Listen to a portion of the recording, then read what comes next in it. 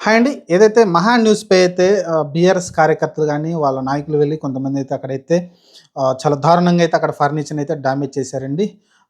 'మహా న్యూస్' ఏదైతే head quarters ఉందో అక్కడైతే కొంచెం గట్టిగానే రచ్చ అయితే చేశారు బీఆర్ఎస్ కార్యకర్తలు. మరి ఇది ఆహ్, ప్రజాస్వామ్యంలో ఇది మంచా? చెడా? అంటే ఇక్కడ నేను చెప్పాలనుకుంది 2 విషయాలండి. సరే వాళ్ళక్కడికెళ్ళి ఫర్నిచర్‌ని అక్కడికెళ్ళి ధర్నా జేసి వాళ్ళు నినాదాలు చెప్పొచ్చు గానీ, అక్కడున్న కార్లని, లేకుంటే అక్కడున్న అద్దాలని అన్నిటినైతే పగలగొట్టేశారు. గ్లాసులన్నిటిని కూడా పగలగొట్టేశారు. అది తప్పు. రెండో పాయింటొచ్చేసి జర్నలిజంలో మనం మాట్లాడుకుంటూనే ఉన్నాం చాలా రోజుల నుంచి.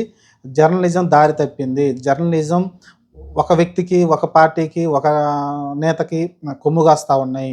జర్నలిజాన్ని నిజం చెప్పట్లేదు. డివైడ్ అయిపోయింది. జర్నలిజం అనేది డివైడ్ అయిపోయింది. కొన్ని ఛానల్స్ కొన్ని పార్టీలకు మాత్రమే సపోర్ట్ చేస్తున్నాయి.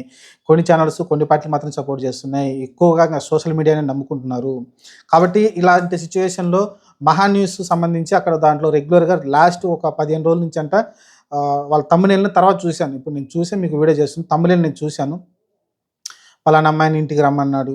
లేకుంటే కాల్ ట్రాపింగ్ ఇప్పుడు ఏదైతే కాల్ ట్యాపింగ్ జరిగిందో, ఆ ట్యాపింగ్‌కి సంబంధించి కొంతమంది హీరోయిన్‌లని, అలానే కొంతమంది నాయకుల్ని ఆహ్, గట్టిగా ఇబ్బంది పెట్టారు. లేకుంటే డైరెక్ట్‌గానే హీరోయిన్‌ని తన గదికి రమ్మన్నాడు, తన ఇంట్లోకి రమ్మన్నాడు, లేకుంటే పలానా రెస్టారెంట్‌కి రమ్మన్నాడు, పలానా రిసార్ట్‌కి రమ్మన్నాడు. ఇలా ఇలా అన్నీ అయితే వాళ్ళు డైరెక్ట్‌గా థంబ్‌నెయిల్ పెట్టేస్తున్నారు. థంబ్‌నెయిల్ పెట్టేసి కేటీఆర్ బొమ్మ పక్కన పెట్టేసి వేయడంతోటైతే దానిలో వాస్తవం ఉందా అంటే తెలీదు మనకి. ఫోన్ ట్యాపింగ్ జరిగిందని చెప్తున్నారు.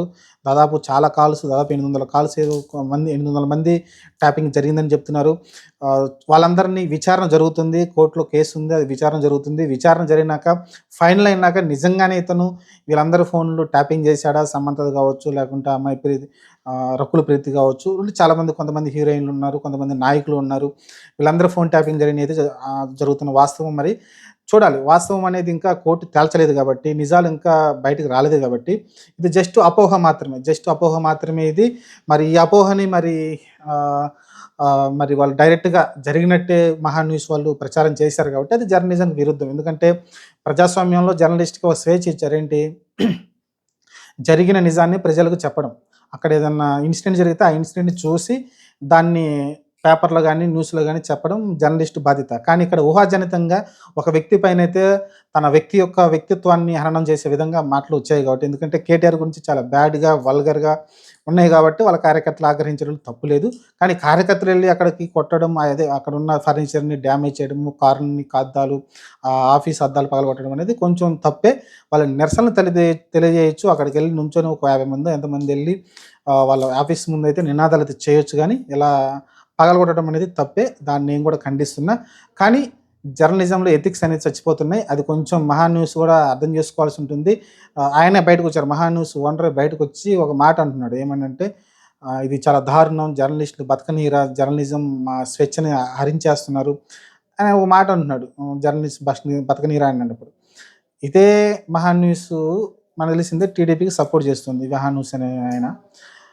రీసెంట్‌గా అమరావతికి సంబంధించి ఆడవాళ్ళని ఒక ఇష్యూ జరిగింది గదా! వ్యభిచారి దేవుళ్ళు గాదు వ్యభిచారులనేది ఒక మాటొచ్చింది గదా! అప్పుడొచ్చినప్పుడు 'సాక్షి' టీవీ పైన గూడా ఇలానే అటాక్ జేశారు ఆడవాళ్ళు. అప్పుడేం జేసుకొచ్చారు?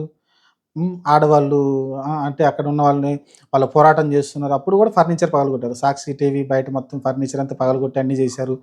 వాటి మీద రాళ్ళు గూడా వేయడం జూసాం. అప్పుడు ఇదే 'మహా న్యూస్' ఒక న్యూస్ రాసింది. ఈరోజు వీళ్ళ దగ్గరకొచ్చేసరికి జర్నలిజాన్ని చంపేస్తారా? జర్నలిస్ట్‌ని చంపేస్తారా? ఇలా రకరకాలుగా మాట్లాడుతున్నారు. అంటే మన దగ్గరకొస్తేనే ఇలాంటివి జరుగుతుంది. కాబట్టి ఇప్పటికైనా అర్థం జేసుకోవాలి. 'మహా న్యూస్‌ని' ఎగ్జాంపుల్‌గా తీసుకొని మిగతా ఛానెల్స్ ఎవరైనా సరే ఉన్న నిజాన్ని చెప్పండి. నిజాన్ని కప్పిపుచ్చమని ఎవరు చెప్పరు. నేను చెప్పను. లేకుంటే ఏ రాజకీయ పార్టీలకు భయపడకుండా మీ నిజాన్ని చెప్పండి. అలాంటప్పుడు రాజకీయ పార్టీల నాయకులకు భయపడి మీరు జర్నలిజం చేయాలనుకుంటే సైలెంట్‌గా వేరే జాబ్ చేసుకోవచ్చు మంచిగా. జర్నలిస్ట్ అంటేనే తెగించి రాయాలి.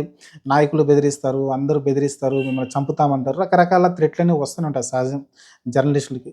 కాబట్టి నిజం చెప్పే ధైర్యం లేనప్పుడు జర్నలిస్ట్‌గా పనిచేయడం వేస్ట్. మీకు నిజం చెప్పే ధైర్యం లేదు. ఇప్పుడు కాల్ ట్యాపింగు ప్రూవ్ అయిందంటే ప్రూవ్ కాలేదింకా. ప్రూవ్ అయిన తర్వాత మనం చెప్పొచ్చు.